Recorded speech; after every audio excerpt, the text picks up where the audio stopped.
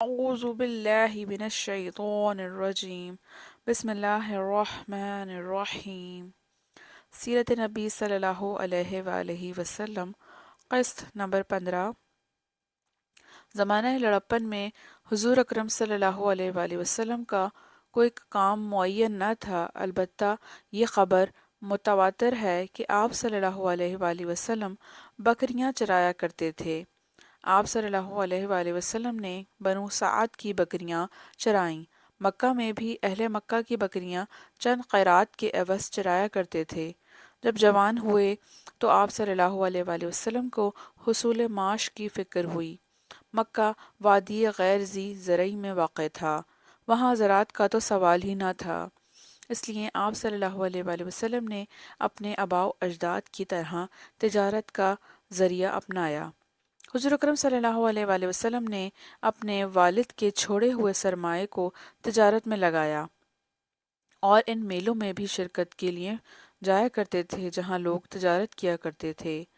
پیشہ تجارت آپ صلی اللہ علیہ وآلہ وسلم نے ہمیشہ امانت داری اور دیانت داری کو پیش نظر رکھتے ہوئے کیا۔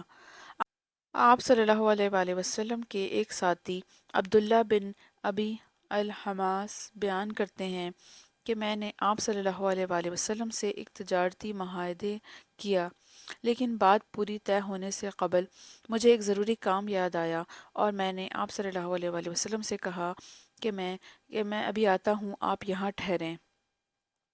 میں وہاں جا کر کام میں ایسا مشغول ہو گیا کہ مجھے آپ صلی اللہ علیہ وآلہ وسلم سے کیا ہوا وعدہ یاد نہ رہا۔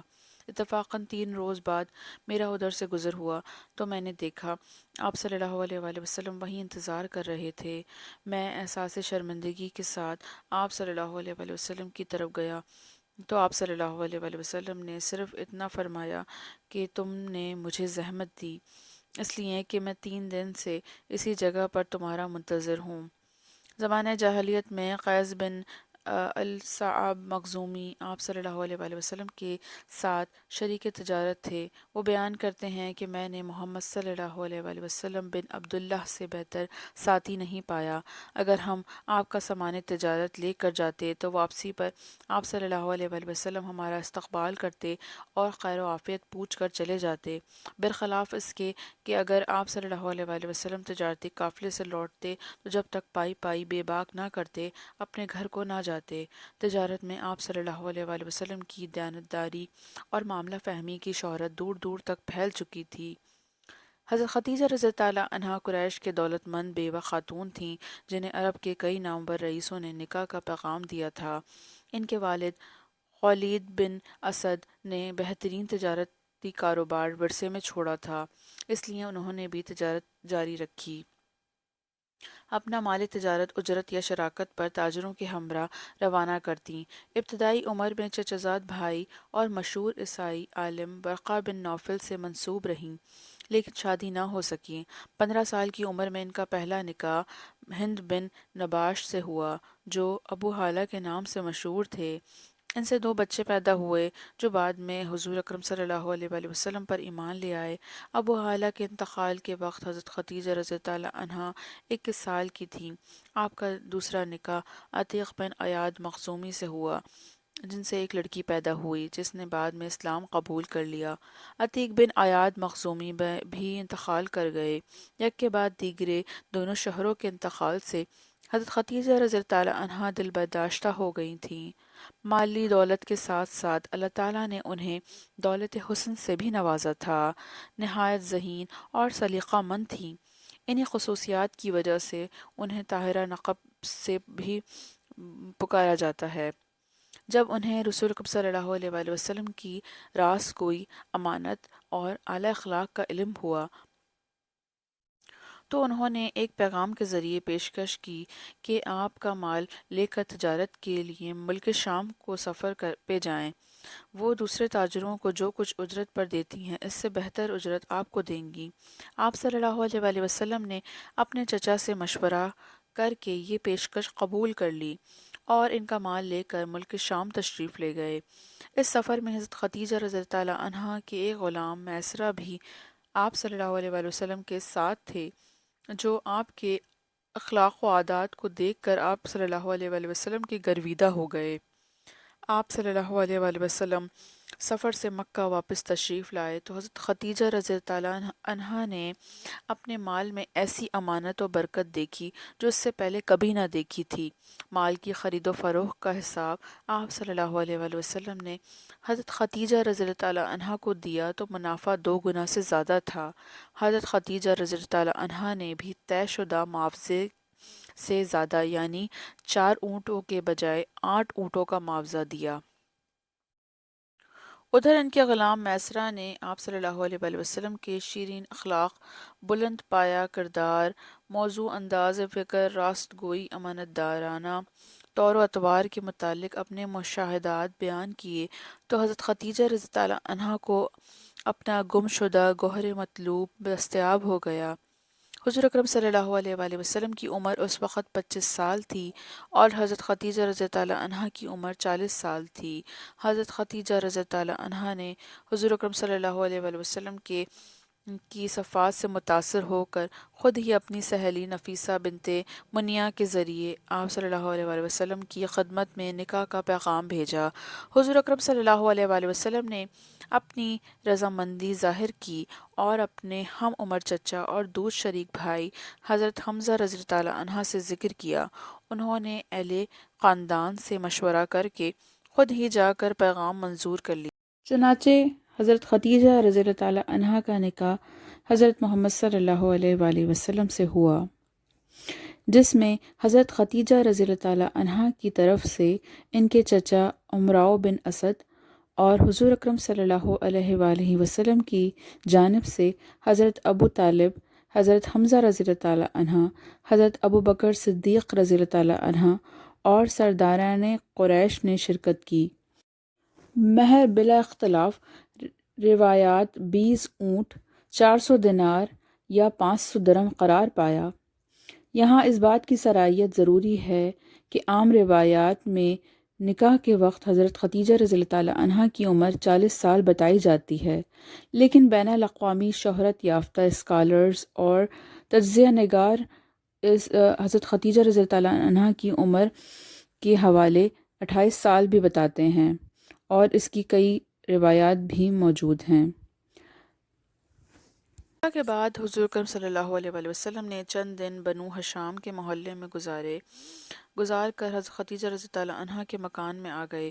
حضرت خدیجہ رضی اللہ عنہا نے آپ صلی اللہ علیہ وآلہ وسلم کی خدمت کے لیے ایک غلام زید بن حارثہ رضی اللہ عنہ کو پیش کیا جو اس وقت 15 سال کی تھے، جنہیں بچپن میں ڈاکوؤں نے عکاظ کے بازار میں حکیم بن حزام کے ہاتھوں فروخت کر دیا تھا اور بعد میں انہوں نے اپنی پھپھو حضرت خدیجہ رضی اللہ عنہا کو نظر کر دیا تھا۔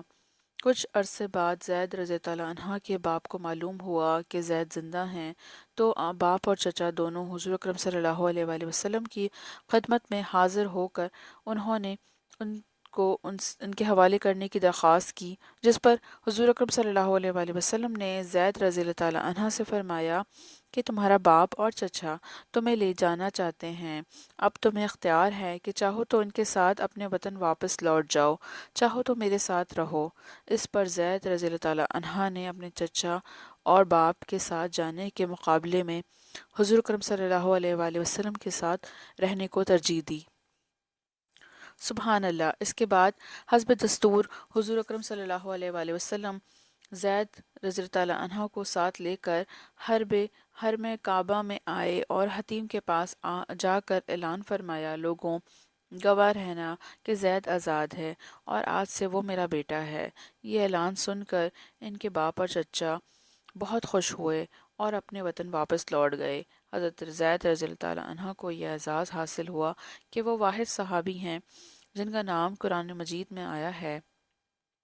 حضرت خدیجہ رضی اللہ عنہا پہلی خاتون تھیں جن سے رسول اکرم صلی اللہ علیہ وآلہ وسلم نے شادی کی اور ان کی وفات تک کسی دوسری خاتون سے شادی نہیں کی۔ حضرت ابراہیم رضی اللہ عنہ کے علاوہ حضور اکرم صلی اللہ علیہ وآلہ وسلم کی بقیہ تمام اولادیں انہی کے بدن سے پیدا ہوئیں۔ سب سے پہلے قاسم رضی اللہ عنہ پیدا ہوئے، انہی کے نام پر آپ کو کی کنیت ابو القاسم پڑی۔ پھر حضرت زینب رضی اللہ عنہ رقیہ رضی اللہ تعالیٰ عنہ، کلثوم رضی اللہ تعالیٰ عنہ، حضرت فاطمہ رضی اللہ تعالیٰ عنہ، عبداللہ رضی اللہ تعالیٰ عنہ پیدا ہوئے۔ عبداللہ رضی اللہ تعالیٰ عنہ کا لقب طیب اور طاہر تھا۔ آپ صلی اللہ علیہ وآلہ وسلم کے سب بچے بچپن میں ہی انتقال کر گئے، البتہ بچیوں نے اسلام کا زمانہ پایا اور مسلمان ہوئیں، ہجرت کے شرف سے مشرف ہوئیں، لیکن حضرت فاطمہ رضی اللہ عنہ کے سوا باقی سب کا انتقال آپ صلی اللہ علیہ وآلہ وسلم کی زندگی میں ہو گیا۔ حضرت فاطمہ رضی اللہ عنہ کی وفات آپ صلی اللہ علیہ وآلہ وسلم کے 6 ماہ بعد ہوئی۔ آپ صلی اللہ علیہ وآلہ وسلم کی عمر 35 سال تھی کہ قریش نے نئے سرے سے خانہ کعبہ کی تعمیر شروع کی۔ وجہ یہ تھی کہ خانہ کعبہ صرف قد سے کچھ اونچی چار دیوار کی شکل میں تھا۔ حضرت اسماعیل علیہ السلام کے زمانے ہی سے اس کی بلندی 9 ہاتھ تھی اور اس پر چھت نہ تھی۔ اس کی تعمیر پر ایک طویل زمانہ گزر چکا تھا، عمارت خستگی کا شکار ہو چکی تھی اور دیواریں پھٹ گئی تھیں۔ ادھر اس سال ایک روز زوردار سیلاب آیا جس سے کا بہاؤ خانہ کعبہ کی طرف تھا۔ اس کے نتیجے میں خانہ کعبہ کسی بھی لمحے ڈھہ سکتا تھا، اس لیے قریش مجبور ہو گئے کہ اس کا مقام و مرتبہ برقرار رکھنے کے لیے اسے سر نو تعمیر کریں۔ ان ہی ایام میں ایک رومی جہاز طوفان میں گھر کر شعیبہ جدہ کا قدیم نام کی بندرگاہ سے ٹکرا کر ٹکڑے ٹکڑے ہو گیا۔ یہ اطلاع قریش کو ملی تو انہوں نے جہاز کے تختے کعبہ کے تعمیر کے لیے خرید لیے۔ طوفان میں بچنے والے میں ایک بقوم نامی ایک مصری معمار بھی تھا۔ اس نے تعمیر کے لیے اپنی خدمات پیش کیں۔ مکہ میں بھی ایک بڑھئی تھا جس سے کام لیا جا سکتا تھا۔ اس مرحلے پر قریش نے یہ متفقہ فیصلہ کیا کہ خانہ کعبہ کی تعمیر میں صرف حلال رقم ہی استعمال کریں گے، اس پہ رنڈی کی اجرت، سود کی دولت اور کسی کا ناحق لیا ہوا مال استعمال نہیں ہونے دیں گے۔ سہولت کی خاطر انہوں نے تعمیر کا کام تمام خاندانوں میں تقسیم کیا۔ دروازے والی دیوار کی تعمیر بنی عبد مناف اور بنی زہرہ کے ذمہ آئی۔ حجر اسود اور رکن یمانی کی درمیانی دیوار کی تعمیر بنو مخزوم و یتیم کے سپرد ہوئی اور پچھلی دیوار اٹھانے کا کام بنی سہام اور بنی حجام کے ذمہ ہوا۔ بنی عبدالدار، بنی اسد اور بنی عدی نے مل کر حتیم والا رخ بنانے کی ذمہ داری لی۔ نئی تعمیر کے لیے پرانی عمارت کو ڈھانا ضروری تھا، لیکن پرانی عمارت کو گرانے سے لوگ ڈر رہے تھے، اس لیے کہ کچھ ہی عرصہ قبل یمن کا ایک بادشاہ ابرہہ ہاتھیوں کو لے کر کعبہ کو ڈھانے کی نیت سے آیا تھا۔ اس کا بہت برا انجام ہوا تھا جسے دیکھنے والے لوگ ابھی موجود تھے۔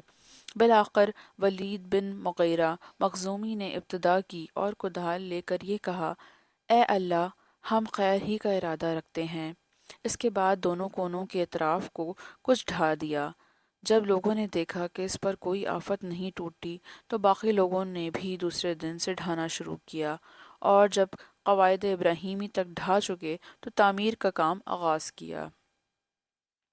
جب دیواریں حجر اسود نفس کرنے کے مقام تک اونچی ہو گئیں تو قبائل میں سخت جھگڑا پیدا ہوا جو 5 روز تک جاری رہا۔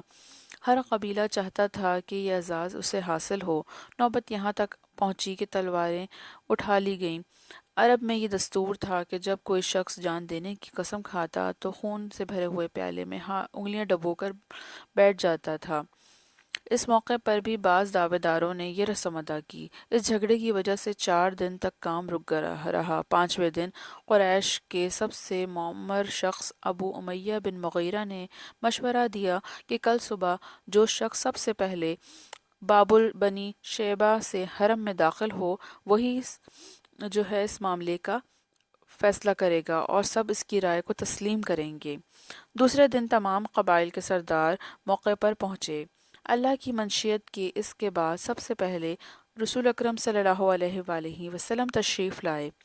لوگوں نے ان کو دیکھا تو چیخ پڑے کہ ھذا الامین رضینا ھذا محمد صلی اللہ علیہ وآلہ وسلم، یہ امین ہیں، ہم ان پر راضی ہیں، یہ محمد صلی اللہ علیہ وآلہ وسلم ہیں۔ سبحان اللہ۔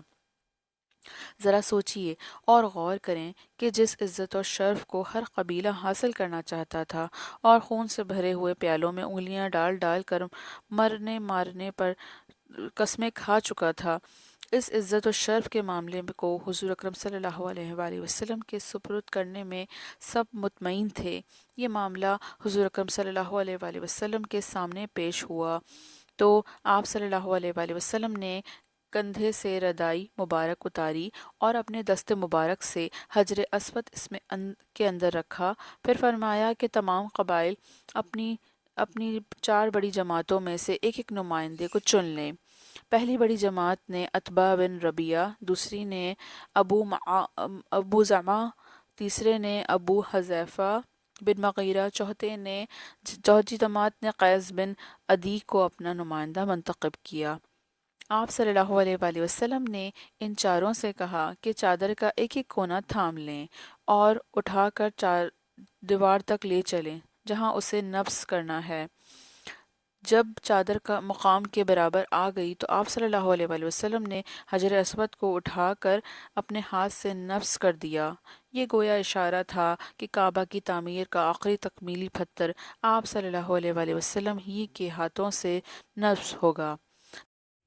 تمام بوڑھے اور تجربہ کار سرداران قریش آپ صلی اللہ علیہ وآلہ وسلم کی ذہانت، قوت فیصلہ اور منصب مزاجی کو دیکھ کر حیران رہ گئے، اور سب نے بلا اتفاق احسنت و مرحبا کی صدائیں بلند کیں۔ قسط انشاءاللہ۔ اللہ تعالی ہم سب کو دین حق پر چلنے کی توفیق عطا فرمائے۔ آمین ثم آمین۔